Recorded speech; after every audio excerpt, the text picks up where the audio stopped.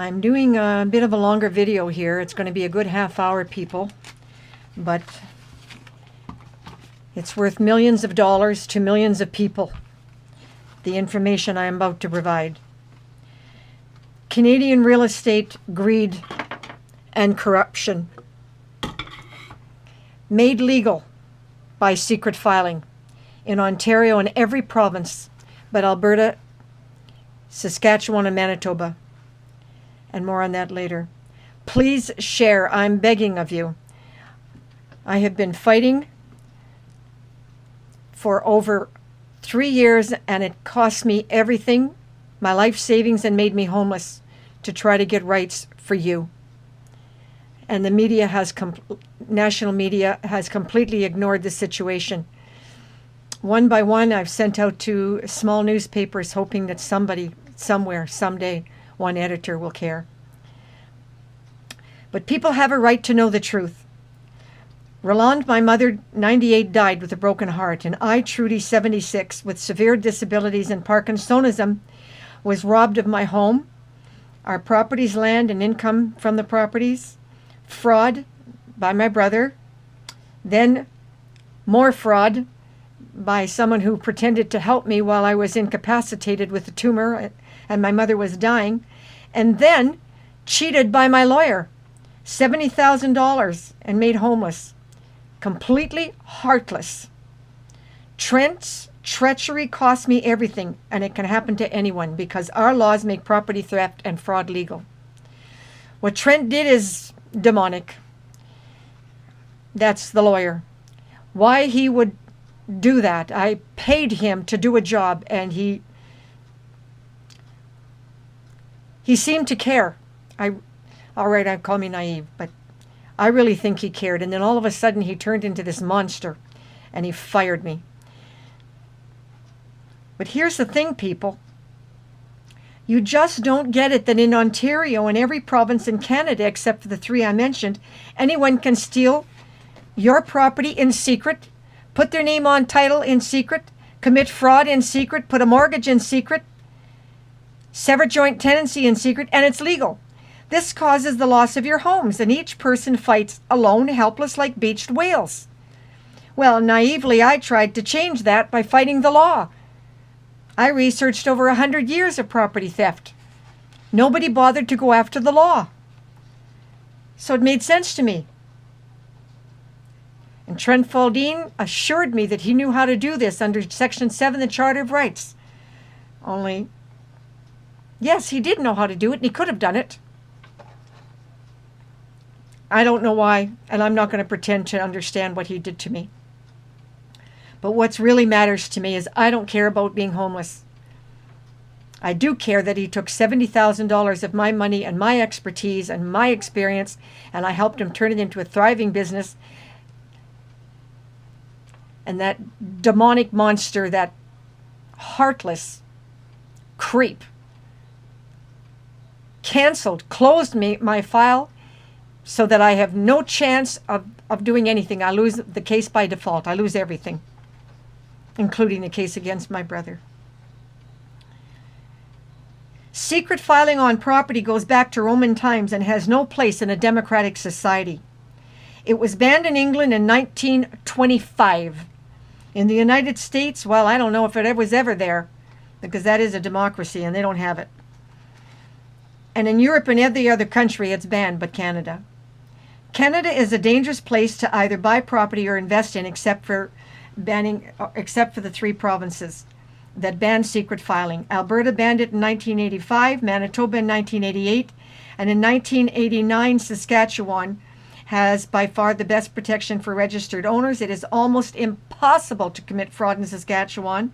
It's almost impossible to steal your land or rob a spouse of their matrimonial home, because they have so much protection in the law and so much requirement of notices and consent and so on and so forth that pretty hard to do it in Saskatchewan since 1989.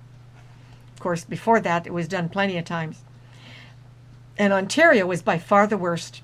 Ontario makes fraud and property theft absolutely legal because our court system is so corrupt, by the time you discover the truth, it's too late. And you'll spend tens of thousands of dollars with a lawyer and never get justice. And that's what happened to my mother, who died with a broken heart, and me at 76. I was made homeless. Anyone could put their name on title to your home and property in secret without you as a registered owner ever being notified. And that's the truth.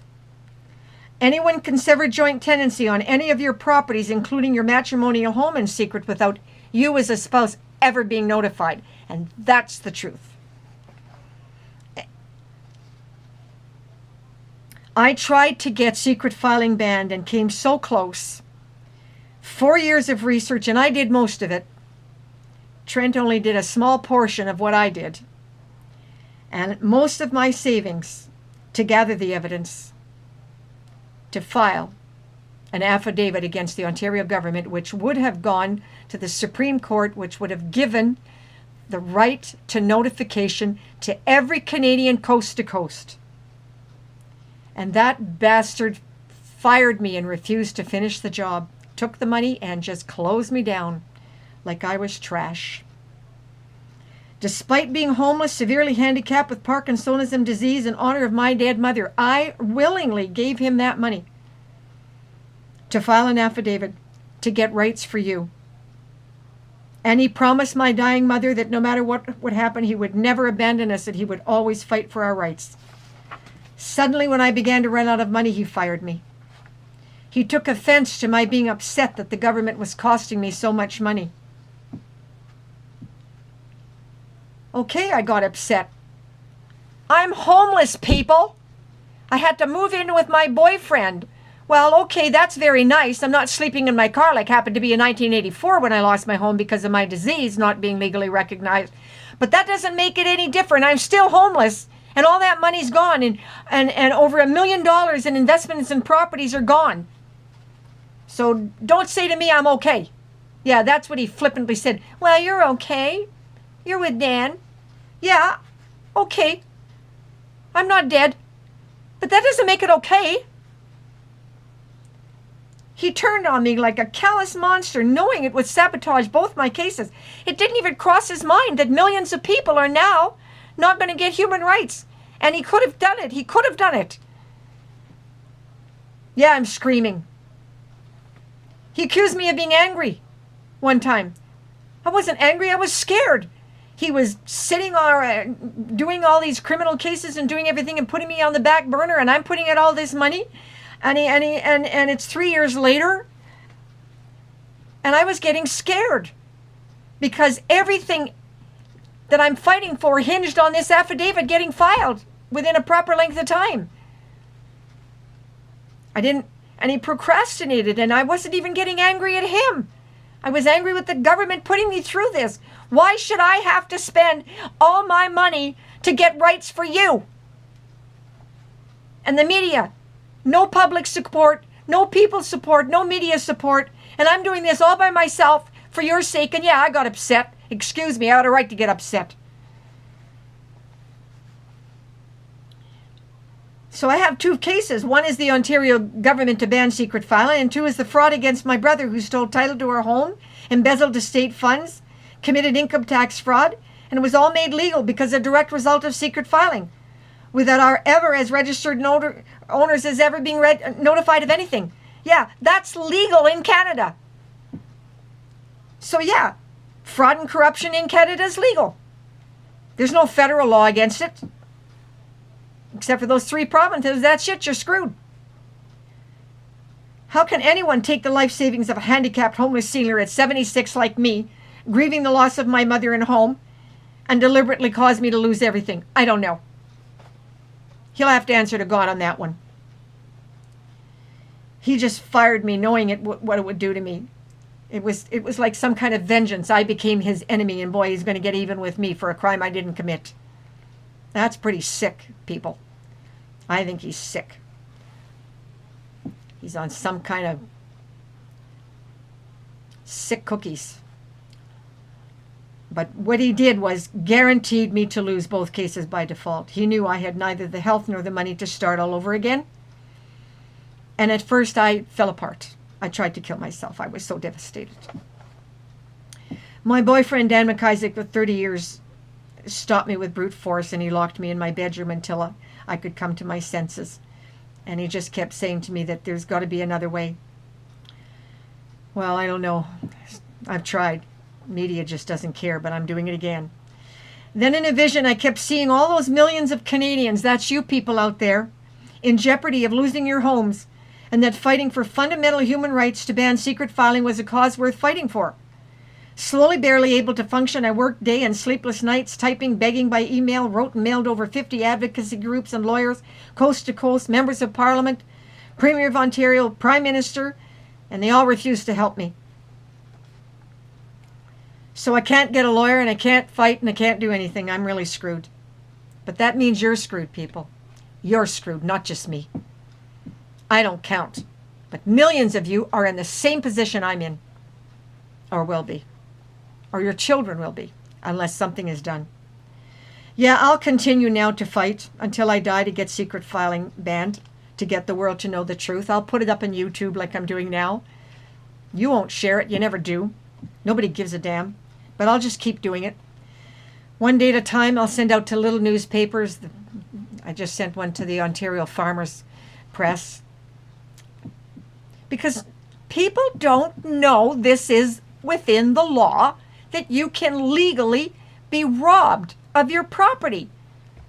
So I just got to keep putting it out there. And one of these days, pray to God that some editor has a heart and cares and says, hey, wait a minute, this is a bit much. But I tried and failed. So my only option is to keep attacking the real estate investment market, because some of the brokers do care. And I'll just keep putting it out like I'm doing today. But if you don't share it, it's going nowhere. Of course, seniors and women are the most vulnerable, and I couldn't even get the feminists to care. My mother was married 61 years to a violent, abusive monster. And that was her reward. She died with a broken heart. And I lost everything. If an American buys property here, they have no protection either, so get real, people. But very interesting, if you're Russian and you buy land in Canada, the federal law does not allow for secret filing. It is only legal if you're a Canadian or an American. Welcome to greed and corruption Canadian style.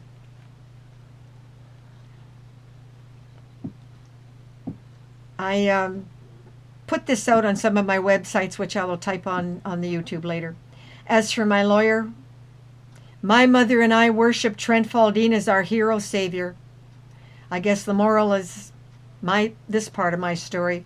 Never worship anything born on the planet. I have a picture of my mother a few weeks before she died. Copies of all evidence are available by request. Email me. I'll put that on my YouTube notes. Google Docs, I also have it on Google Docs. I can share it with anybody on Google Docs, but I can't upload the letters. The trust ledger proving $60,000 that I gave to Trent is available. I've got all the evidence, all the proof. The pro bono $10,000 I gave him for the Curry case to stop police brutality is separate, and I don't take an issue with that. Picture and house are part of properties I lost due to fraud and secret filing, and I was made homeless by TRENT'S treachery. How could you wind up losing your home and then try to get human rights for all Canadians by spending your life savings and then lose your case because the lawyer turns into a monster and fires you without doing the job you paid him for? I'm just an old woman nobody cares about, and I'm not very important. But millions of Canadians are important, and they are all in jeopardy. Please, I'm begging you, share my story, expose the truth. People have the right to know. In sharing, perhaps you can save others, which would make the suffering I endure worth it. And I don't know what else I can tell you, people. I don't know what it's going to take to get this story out. I don't know what it's going to take. I mean, you would think that the law that allows for fraud would be worth a story worth publishing, and nobody cares. And now, my lawyer, he becomes part of that treachery. It's so insane. He's brilliant. He could have done it. But for whatever reason, in his delusional brain, it made him feel good to cut me loose and fire me. And he knows that that means everything is lost. I've lost it all. I gave up all my furniture to the St. Vincent de Paul. I gave away prized possessions to people that I care about. And I'm squashed. And I'm going to show you the apartment. Yes, Dan moved me into this apartment. He cleared out a bedroom for me. And my computers are here. And my TV, and I'm in one room. I'll never be able to sew again, my hobby. No. It's just, that's it. This is my life. And I've got some of my clothes stuffed in a back.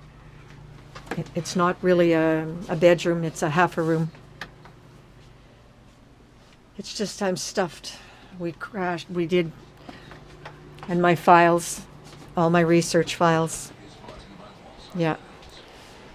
I've kept everything. I've got all the evidence. So if anybody really wants to ever publish the story, don't say to me I don't have the evidence, because by God's, I've got the evidence.